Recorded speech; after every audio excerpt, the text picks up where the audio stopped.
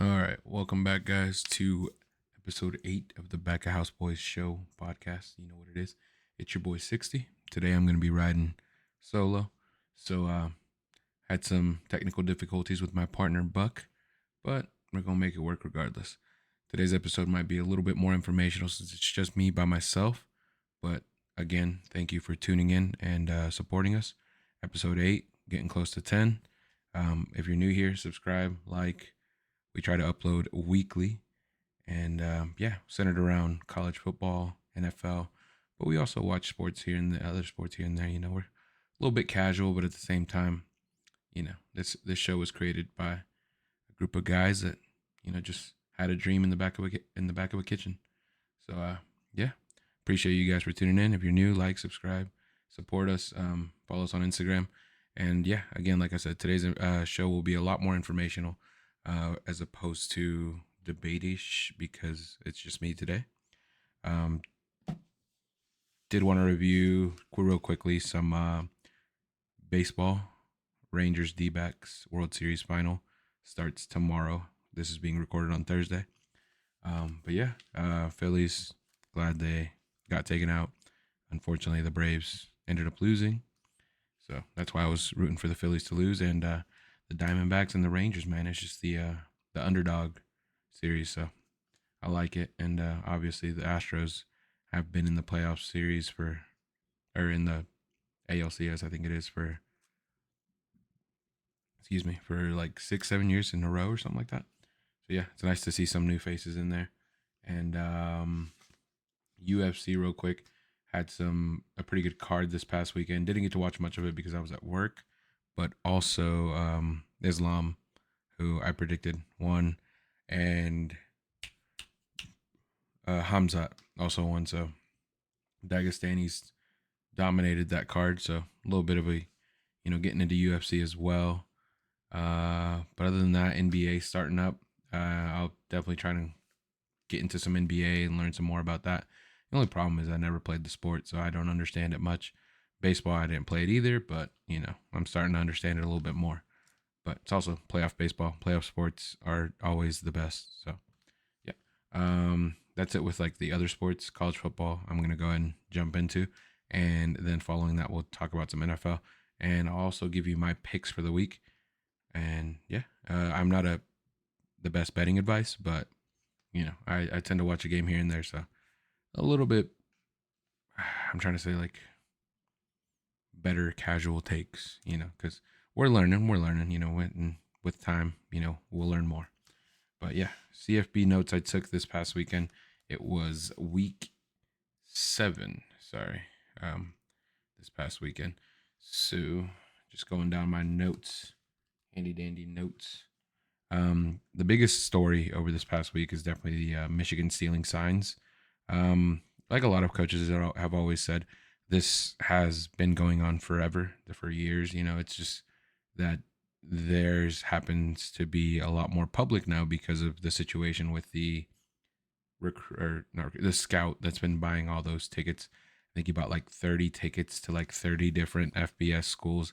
I think latest news is that none of those were Big Ten schools. So I mean, that's I guess a good thing, but at the same thing, it's at the same time, it's also like, what is the reasoning behind this, and then also, buying the tickets in his name, and just it's real fishy. I will say one of the interesting stats that I've seen since or like this all has started to happen. The scout, since he's been hired, Michigan is 33-3. So, take that with a grain of salt. That's the biggest stat that's like, jumped out to me ever since all this news media stuff has been circling around Michigan and the sign stealing situation. But again, it's been going on forever.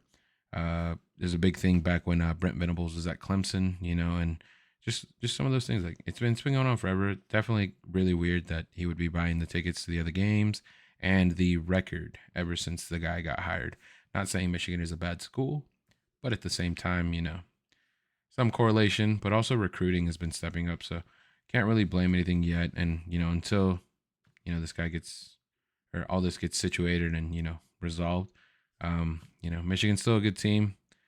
But, in my opinion, they have yet to play competitive talent. So we'll definitely see more towards the end of the year, and definitely get a quick review into. I don't know who Michigan plays off the top of my head, just because I don't pay attention to much to Big Ten ball, other than like what the media gives me. But yeah, Penn State, Ohio State is the next one on my list.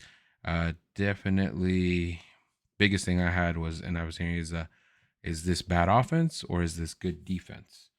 Penn State was supposed to be the next one in line to challenge Ohio State, and again, it just looks like Penn State is still not there.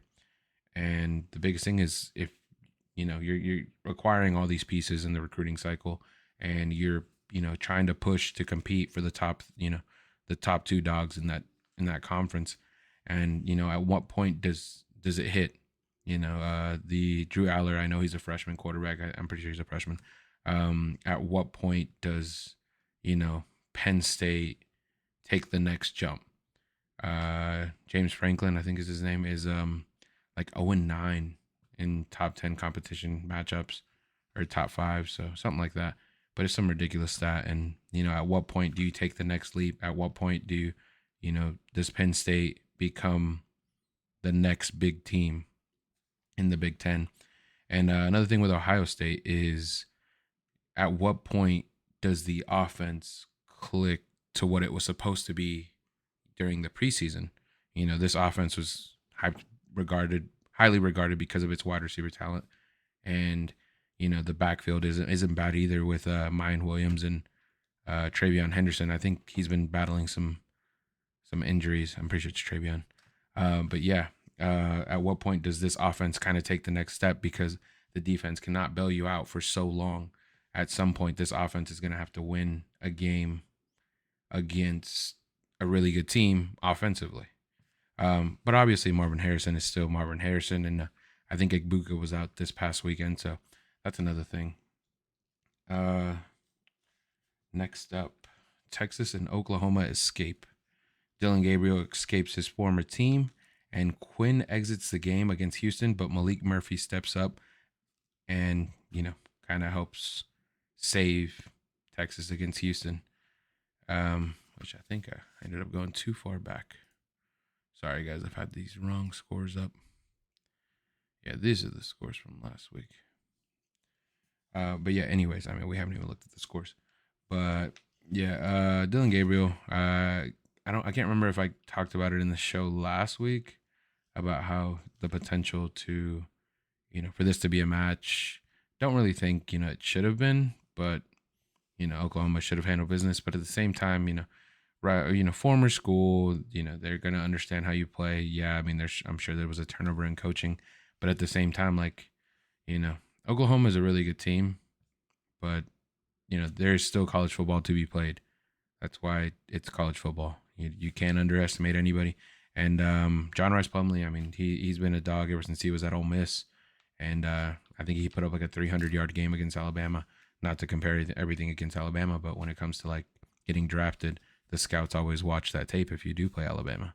So that's the biggest thing. JRP is electric and amazing, and I just like his game. And obviously Javon Baker too, the wide receiver out of there, also had like 130 yards and 2 TDs. He was a ex-Alabama player. So, but yeah, USF or UCF is not a bad team, but Oklahoma definitely should have took care of business. But for him to escape and beat his old school, it's a good win, but at the same time, it's an ugly win. And at the end of the day, Oklahoma's happy because they're still undefeated, and they still control their destiny. But at the same time, these games are just going to get more competitive and competitive. So, definitely gonna have to figure some stuff out.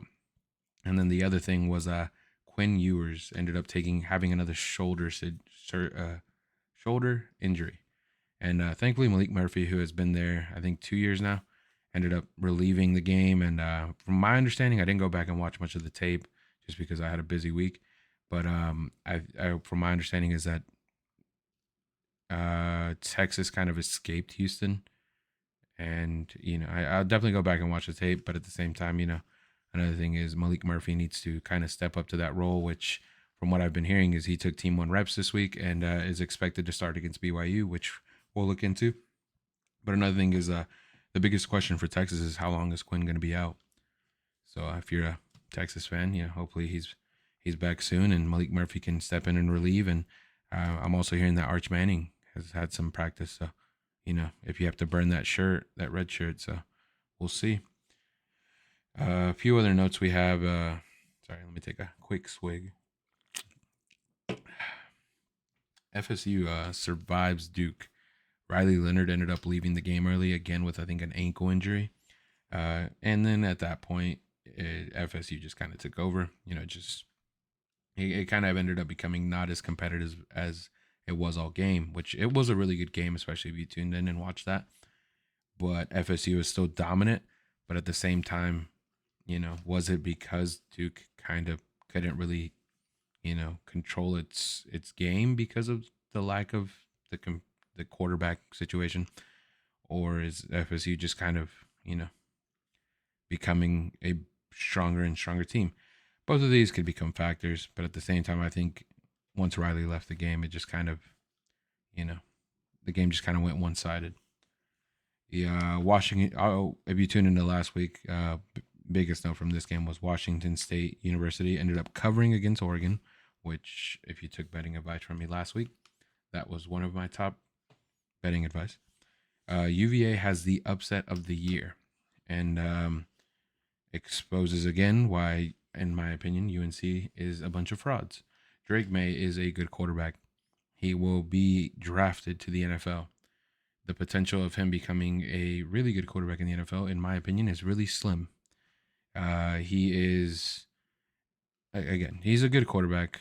The ACC is not as strong as strong as it has been, in my opinion, in the past. But I'm not knocking him and saying he's a bad quarterback, but I just, in my opinion, believe the media is kind of hyping him up more than he should be. UNC is still a good team, but the ranking they're getting, in my opinion, was kind of, you know, like pumping their head up. Like, just slow down, relax. I get they have beaten all Power Five schools up until last week's loss, but at the same time, like, of those schools, only one of those teams was ranked. And yeah, they ended up beating a really bad Miami team who needed double overtime, which I'll get to just in just a second, to beat Clemson. But yeah, I mean, it's, again, I think this UNC team is good, is a really good team, or not a really, it is a good team, and I think Drake May is a good quarterback. But the hype around the school and around the program with them, in my opinion, is just still not there. I'll be honest, I'd take Duke over UNC if it was to happen. Obviously give me Riley healthy, but I just don't think UNC is the team that people are saying they are. Missouri ends up dominating in Cocktober. If you guys didn't know, it's still Cocktober. But yeah, the Gamecocks did not have a chance. Spencer Rattler has been fighting for his life behind that offensive line all year, and Missouri ended up taking advantage of that and had a monster performance, winning the Mayor Cup, I think it is, or the President's Cup, something like that. But anyways, Missouri is still a really good team. Luther Burden is, one of the best wide receivers in the nation, and again, watch out for Missouri when it comes to the SEC East standings. Definitely Georgia and Tennessee and Kentucky as well. So yeah, and following that, Ole Miss ended up surviving in the Plains. That game was a lot closer than I would have expected, but again, it's a conference game. It's nighttime at Jordan Hare. It was going to be competitive just because, I mean, Auburn has nothing to lose, while Ole Miss has everything to lose. They ended up surviving, so they got a few big games coming up on their schedule as well, especially going down to Georgia soon. So yeah, I mean, it's really good that they ended up, surviving there. Iowa has one of the most controversial calls in the history of calls. If you didn't know, they had a game-winning punt return for a touchdown to beat Minnesota, but unfortunately, the punt returner ended up waving his hands in a motion to kind of get people to get away from the ball, his teammates. And the ref ended up saying that this was a form of fair catch. So it ended up just crushing their chances of winning the game, and the ball was brought back, and Iowa ended up losing that game. So tough break if you're an Iowa fan, especially to lose like that. And again, if you if you go back and find the clip, like it's clearly him trying to part the sea to get people to get away from the ball. But yeah, Miami beats Clemson in double overtime, which kind of nodded to I had before. The Clemson is just went from a CFP contender to a Tax Slayer Gator Bowl champion. I do feel bad for this program just because, Dabo, I don't hate him as a coach. Some of the stuff he does is kind of cringy, but at the same time, like Clemson, Clemson's a good school and they're they deserve to be competitive and deserve to be up there. But the biggest flaws is just the Dabo's approach to the game. And at the end of the day, you kind of like we've said on the show in the past, you need to adapt or die. Just adapt to survive and keep pushing. But at some point, Clemson will figure this out. Don't know if it's Cade, don't know if it's the offensive coordinator, but at some point they'll figure this out. And but yeah, 4-3 at this point in the year. I don't think anybody expected that from Clemson. Utah ends up getting the best of Caleb Williams again. It took a backup quarterback game-winning drive, which was aided by a targeting call from Bear Alexander to get Utah into field goal range to walk this game off, which at the end of the day, Utah was my Pac-12 team, Pac-12 champion, just because I believed that, what's his name?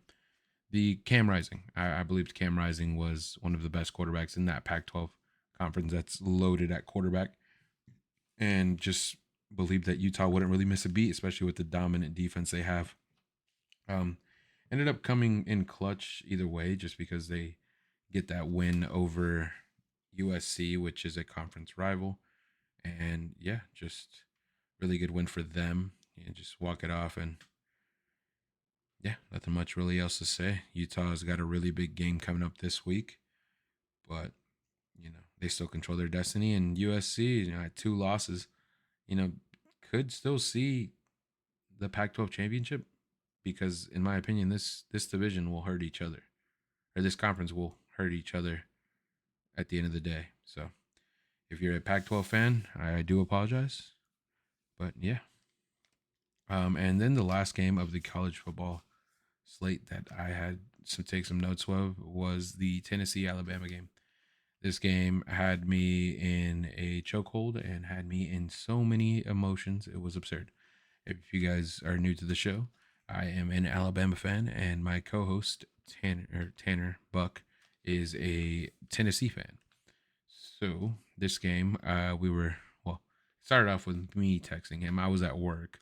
The game started at 3:30 here on the East Coast, and I worked until 5. So for the first hour and a half, I was off and on from my phone, checking up on ESPN, and just having so many panic attacks for this game. At the end of the day, in the past, I've said Alabama is a second half team, and they ended up having the best second half of the year for them.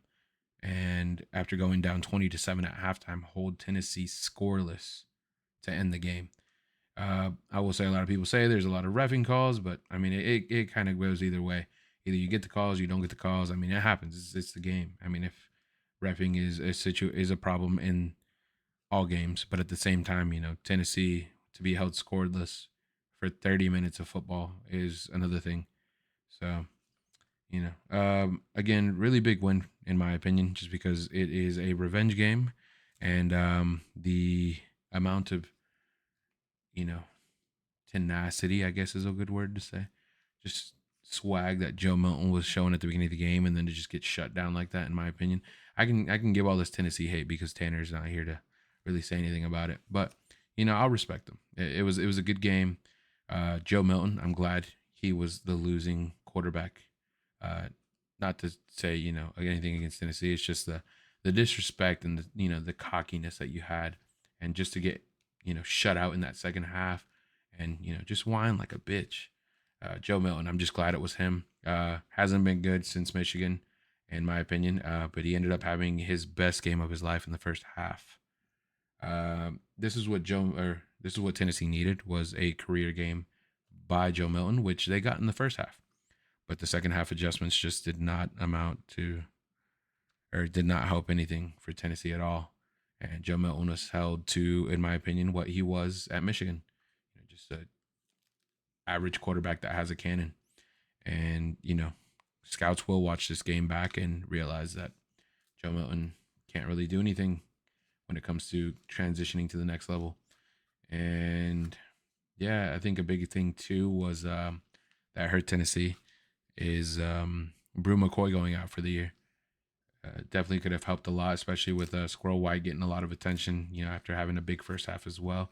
Brew could have, helped take the top off, and this game could have been a lot closer. Tennessee had a lot of points, not taken off the board because I think it was like 3 or 4 red zone stops and held to field goals. It was two or three, something like that. Ended up going, I think it was like a 4 down territory. They ended up turning it over on downs on one of them. So it was like 3 red zone drives, and walked away with like 2 touchdown or 5 red zone drives or something like that. Anyways, they only walked away with like 2 field goals, and yeah, it did not help them in the end. And it was a 2-score game. 2 of those field goals, you ended up scoring a touchdown. It's a difference in the game. But yeah, just glad Alabama was on the winning end of this team, or this side, and Tennessee, Joe Milton, like I said, glad he was on the losing end. But that's all I have to say about this. Respect to that team, and Tennessee's got a really big match coming up this week. So we'll jump real quick into that and review this week. Some other notable games: LSU, Alabama's match coming up next week. Ended up shutting out Army, and again, but it's Army, so nothing much to say there. Going into this week, that's all my notes for the past week. Sorry if I missed your game, but we kind of just try to make this show quick, and understand that people have lives as well. But appreciate you for tuning in. If you guys think I missed a game, or if you have a team that you'd like for me to look at and kind of give some more feedback to, just comment down below, and we'll keep an eye on that. But just looking into this week, Liberty stays undefeated, beating Western Kentucky, which was just some big things before we move into Saturday slate. It's got a couple Wednesday games. Sam Houston is 0-7, so that is a pretty big one. VT, Thursday night game in Blacksburg. That, I'm sure that's pretty cool, especially with Syracuse, who I think is on a 3-game losing streak since starting 4 now. But just some games going into next week. Alabama is on a bye week, for this week. But just to review some of the big notable games this week. Florida State at Wake Forest should be a good game. I can't remember if Wake Forest is a contender, but at the same time, this is going to be a conference game early in the morning here on the East Coast. You still got to wake up, you got to play. So, especially after a hard-fought game last week, I'm not saying Florida State's going to lose, but you have to respect your opponent, along with Oklahoma and Kansas. I think they have an 11 a.m. kickoff. So, Oklahoma, hopefully you made some adjustments from the last week's game, and going to play a really good Kansas team. Hopefully Jaden Daniels is back for them, and that should be a good match. Indiana, Penn State looking to bounce back and kind of, reassert their dominance after being handled by OSU last week. And then another game that I'm going to keep my eyes on is the Texas A&M South Carolina game. I would love to see Spencer Rattler kind of go down into College Station and hand the Aggies another loss, but I'll be honest, the way that Texas A&M front gets after the quarterback, and I just don't think South Carolina has much to protect Spencer Rattler, unless for some reason they have the game of the year this year. A lot of Big 12 matchups that definitely we'll keep an eye on. Houston, Kansas State shouldn't be bad. Well, obviously, West Virginia, UCF, and Clemson, NC State. That should be a real good North Carolina match.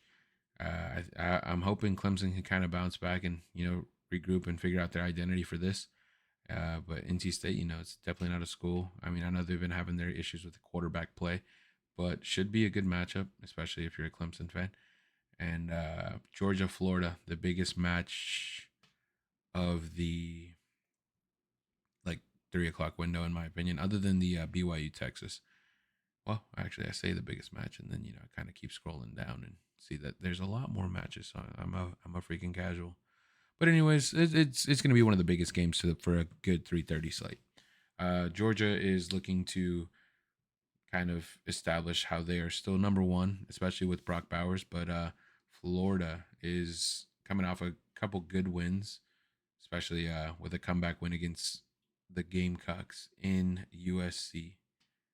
USC is South Carolina, in case you didn't know, not Southern California.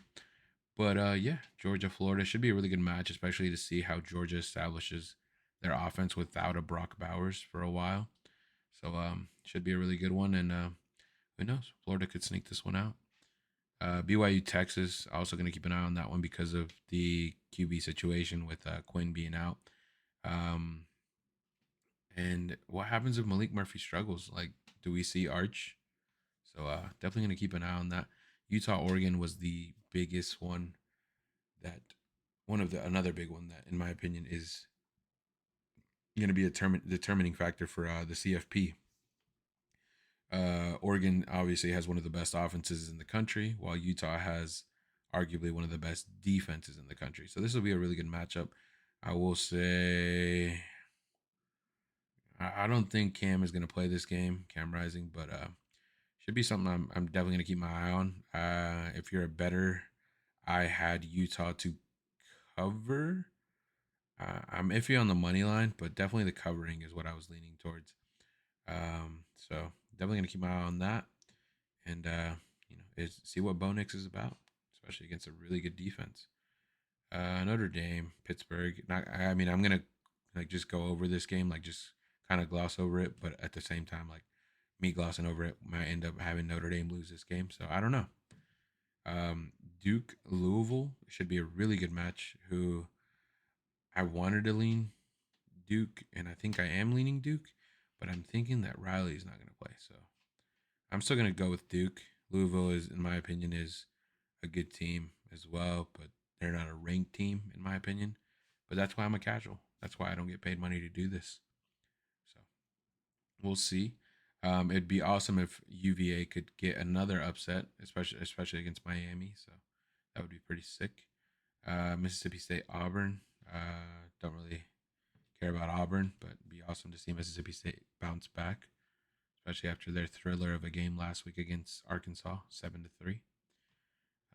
As far as the rest of the slate goes, I'm pretty casual when it comes to this. Tennessee, Kentucky. It's gonna be an awesome game, especially with Kentucky at night. Tennessee definitely needs to win this game, especially if they want to keep their hopes alive for the SEC championship. And no two-loss team has ever made to the CFP, but if they want to, get into the CFP, so it's gonna be pretty tough, especially Kentucky at night, especially with their run game. And can Devin Leary figure it out? So we'll see. Ohio State, Wisconsin. That I want to say this is going to be a good game, but then Ohio State drops 50 on them and shuts them out. It's going to be pretty cool though, seeing Wisconsin at night. So that should be a really good game to keep an eye on. Colorado, UCLA. Colorado is one of the worst defenses in the country, and UCLA has a freshman quarterback, so should be a good one right there. James Madison is ranked. Didn't even know that. So that's gonna be pretty cool. North Carolina at Georgia Tech. Georgia Tech got that win against Miami, so keep an eye on that. I'm not saying they're gonna lose, but Washington State, Arizona State should be good. Oregon State at Arizona. If you're on the East Coast, unfortunately, it'll be 2 a.m. by the time these games end. But we'll figure it out. I won't tune into as many of these as people on the West Coast would. But yeah, I mean, should be a good Saturday window. Looks like the 3:30 window is going to be the more dominant window. So if you're in the West Coast, you'll be having a good afternoon. And as far as on the East Coast as well. So that's it for the college football review.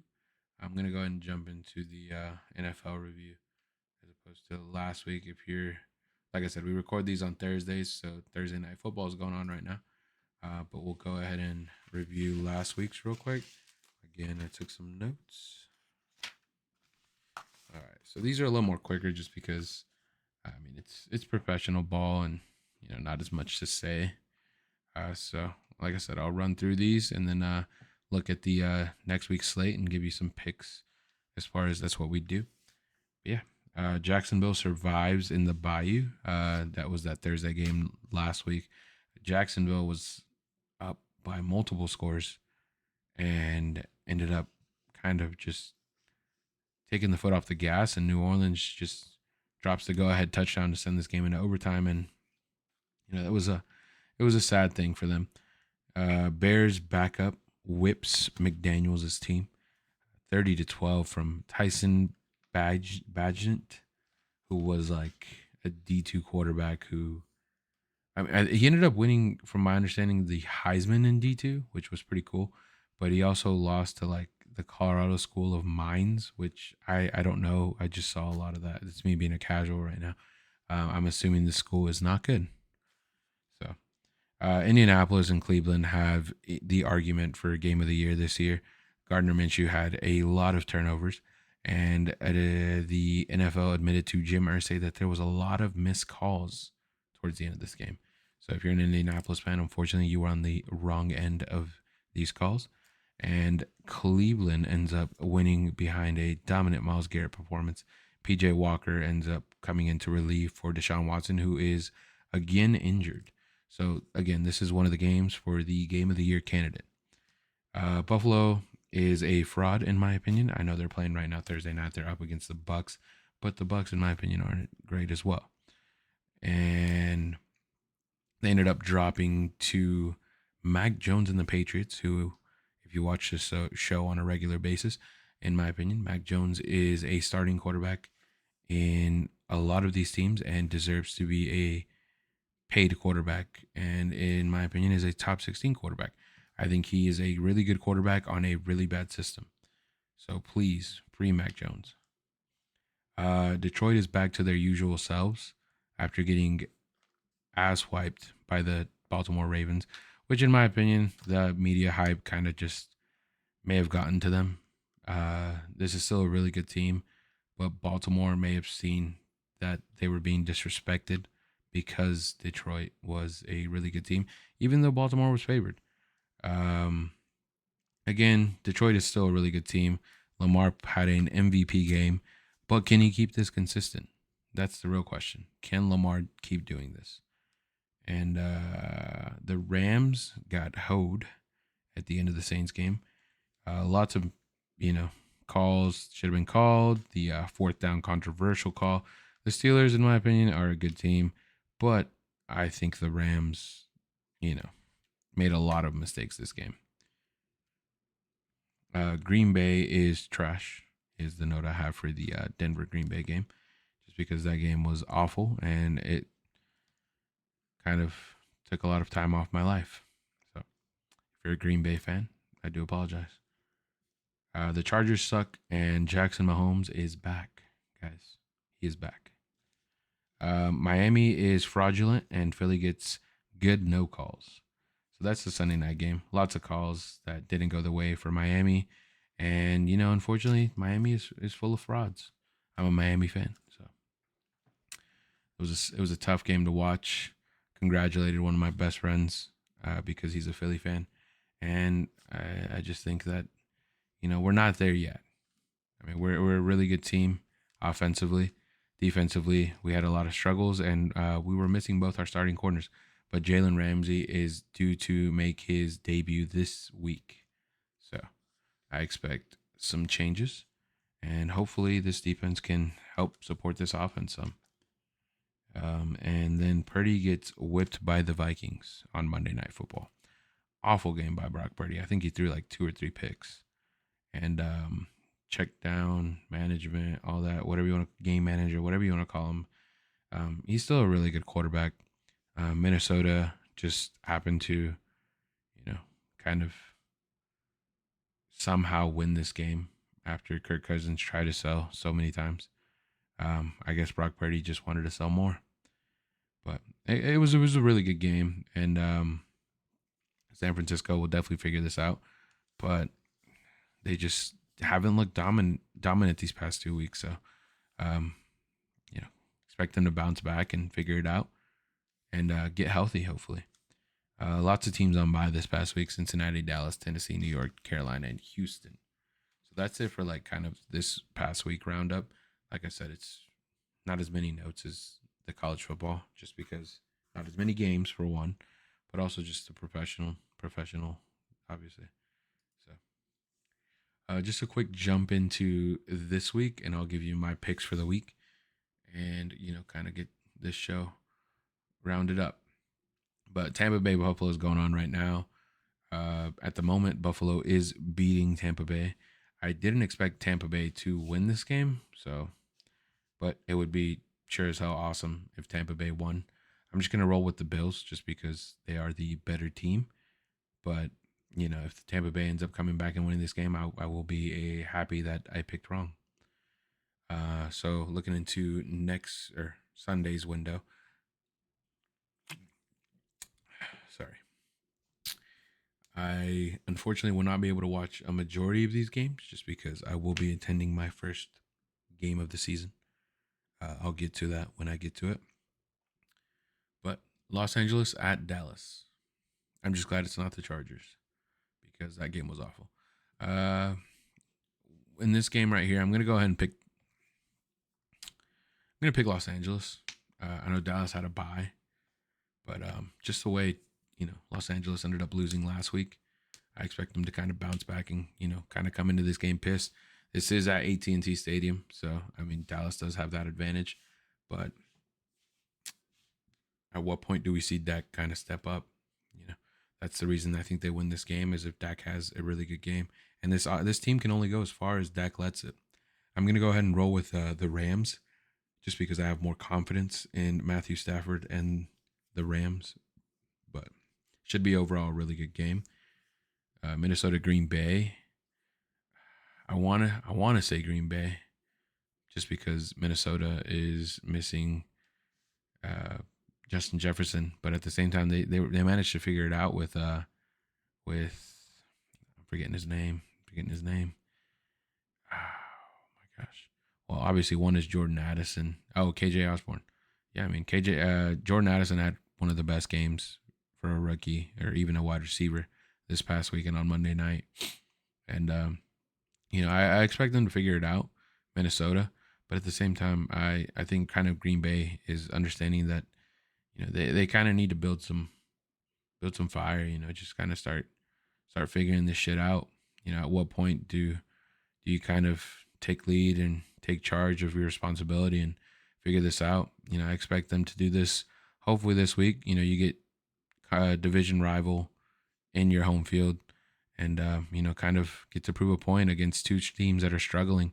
Yeah, San Francisco lost to Minnesota, and that's a really good win for Minnesota, but I don't think that this team is still as good as that win is. Tennessee, Atlanta. I ended up going with Tennessee on this game just because I don't have faith in Atlanta. But I did learn that I think Ryan Tannehill is like a game, like still doubtful for the game. And if they do end up not playing him, you should expect a 2 quarterback system with Will Levis and Malik Willis.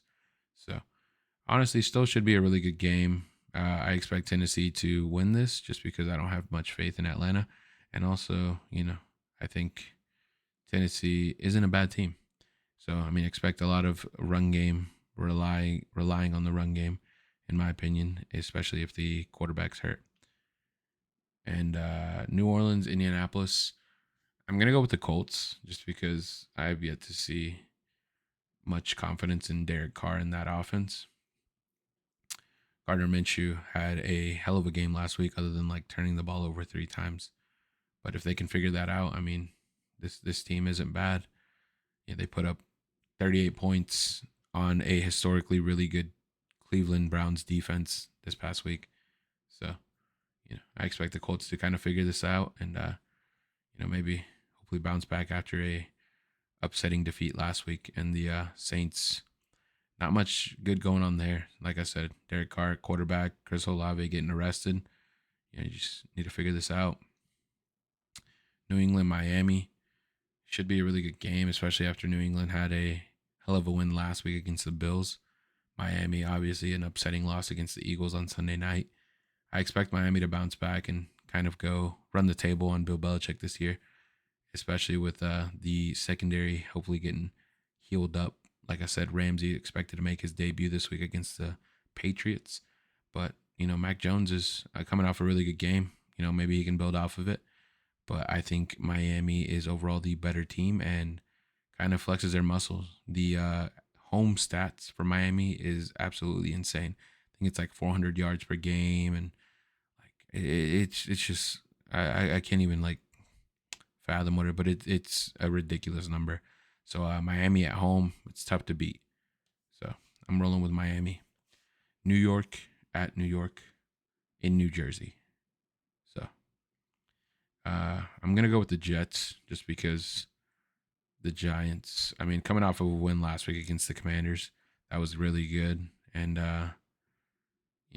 but I just think the Jets are a mean defense, and will get after. I think it's Tyrod Taylor. So get after him and kind of just exploit the passing game and just kind of get that rhythm out of whack. So I expect the Jets just to dominate on defense and figure this out and beat the other New York team in New Jersey. Jacksonville at Pittsburgh. I think I'm gonna go with Pittsburgh just because Jacksonville has yet to, in my opinion, I know they're like 5-2 or something like that, but they have yet to kind of put it all together for me.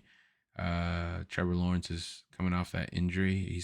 He was still banged up last week, but I just think the Pittsburgh defense is really good, and until Calvin Ridley kind of steps up in that,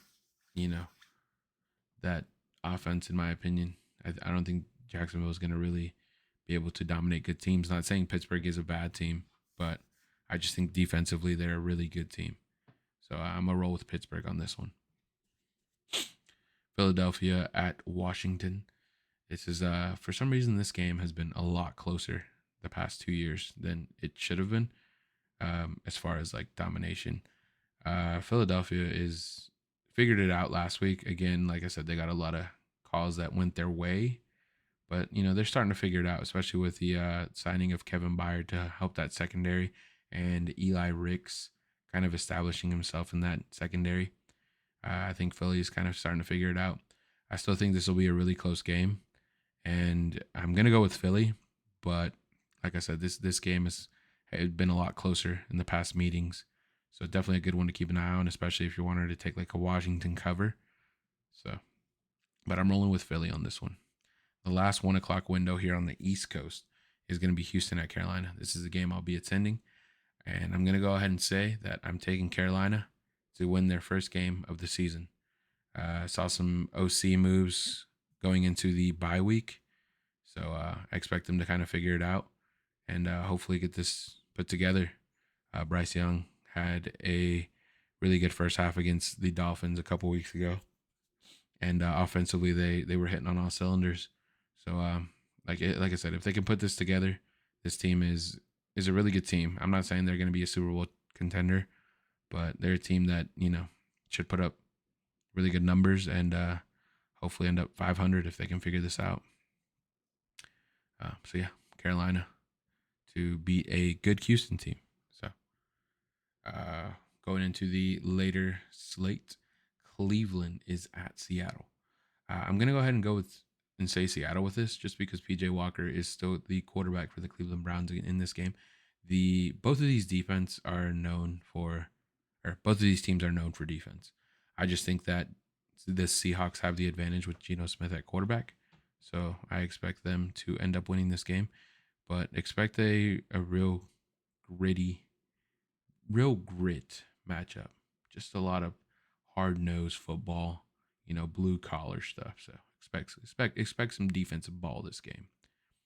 Kansas City at Denver. I think Patrick Mahomes is undefeated against Denver. Still do not expect him to lose, even though a couple weeks ago that was a lot closer than a lot of people would have thought and would have hoped. Still gonna go with Kansas City until Denver kind of proves they are something. Yeah, Baltimore at Arizona. See, my gut says Baltimore, but again, I think Lamar Jackson had an MVP game last week. I don't think he can put it together for all four, the rest of the season. I still expect them to beat the Cardinals just because defensively they are a really good team, and they are really sack heavy, and just kind of Josh Dobbs has been on the back end of the, like, I guess, is trending. He was doing really good, and now he's kind of depleting as far as like stats and stuff like that. Obviously stats don't matter. It's just about winning and losing. But, at some point you kind of have to help your team. So I expect the Ravens to end up winning this game, but don't doubt the Cardinals at all. Josh Dobbs can easily turn it around and figure it out. But I'm going to go with the Ravens in this one. Sorry, I think I said Cardinals. Ravens. Cincinnati at San Francisco. This should be a really good game and kind of really test to see how healthy Joe Burrow is, in my opinion. I'm going to go with the Niners just because. Oh, actually, hold up. Sam Darnold is starting this game. So it'll be Sam Darnold versus Joe Burrow.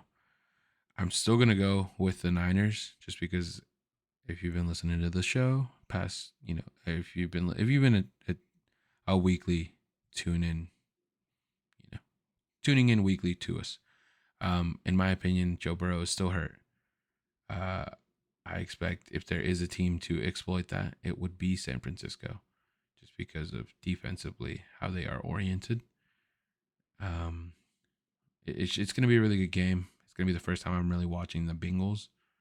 Like I said, hopefully I get to catch some of this game because this game, in my opinion, is one of the better games going into the Sunday. So yeah, I'm going to go with the Niners just because I think that Joe Burrow is still not healthy enough. But, I'd love to be proven wrong. And then the Sunday night game is arguably one of the worst iterations of Sunday Night Football this season.